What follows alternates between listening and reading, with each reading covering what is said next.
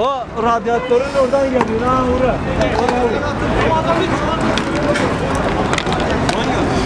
Abi nasıl geçti lan? Ya yok.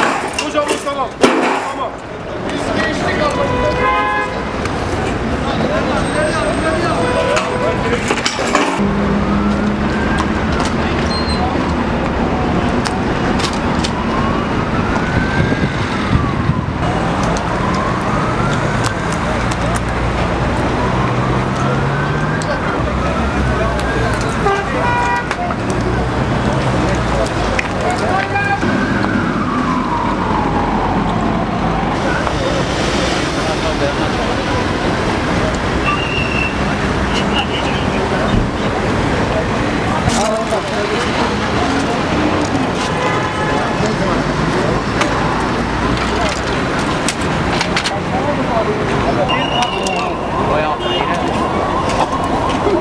Ama şöyle bakıyor. Araba bana vurdu ben kendimi geriye atayım.